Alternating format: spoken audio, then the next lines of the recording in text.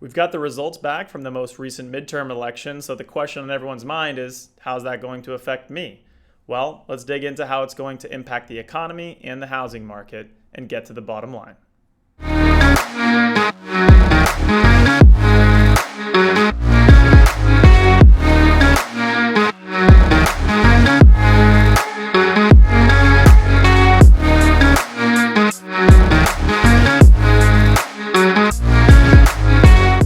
Good morning. Lots of new information to go over this week, but let's start with some of the basics. We did get from the Mortgage Bankers Association their most recent mortgage application data for last week, and that shows that purchase applications rose by 1% week over week and are now down 41% on a year-over-year basis. Mortgage interest rates moved slightly higher from the 7.06% average rate that we saw previously to 7.14%. This is about 3.8% higher than at this same time last year. We also got data on jobless claims. Initial jobless claims, which measures individuals that are filing for unemployment benefits for the first time, remain stable. But continuing claims, those are the measurements of people that continue to receive benefits. That measurement has risen significantly over the past few weeks.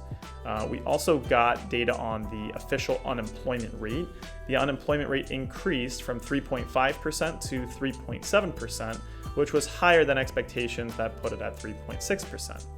And then lastly, labor force participation rate decreased by 0.1%. So these factors are important. We're starting to see a little bit of weakness here, but they're being very closely evaluated because this is part of the mandate that the Fed has. They need to keep full employment while also maintaining inflation.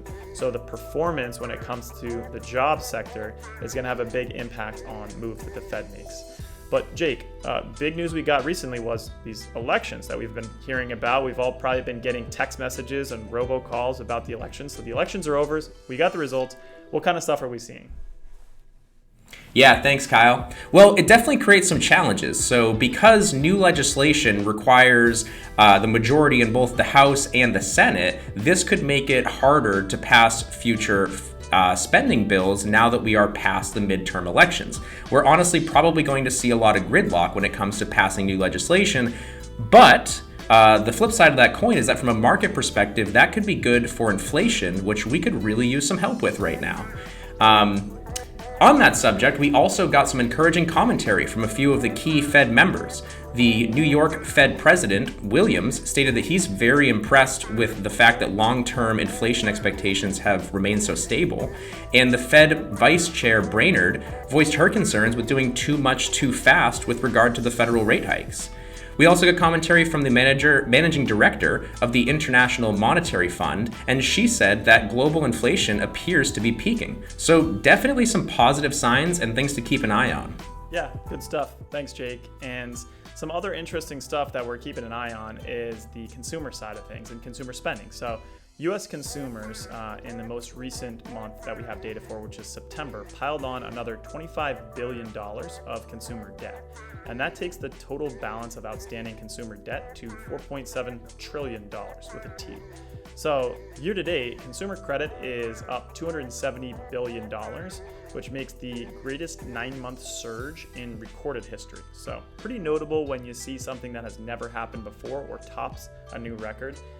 Consumer spending has been very resilient, but the question is, are consumers just continuing to spend and putting things on credit? Because we all know an important thing when it comes to credit is that it has a limit. So we could start to see consumer spending drop as we start to reach a tipping point when it comes to this consumer debt. That would cause a slowdown in our overall economy. So something important to keep a close eye on.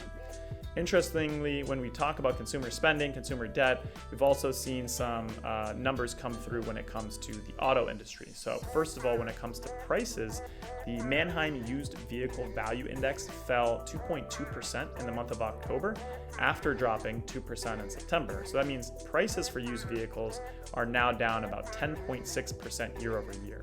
But there's still been some interesting trends to keep an eye on when it comes to the auto loans that are already out there and in place. Those auto loan delinquencies rose to 1.5% in the third quarter, which is the highest level in over a decade.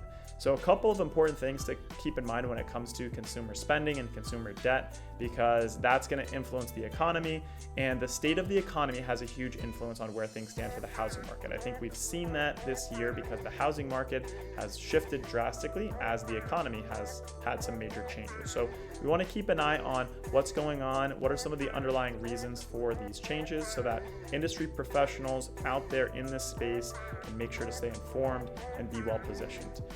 Keep us tuned for next week's video. We'll look forward to seeing you then, and we'll see you on the bottom line.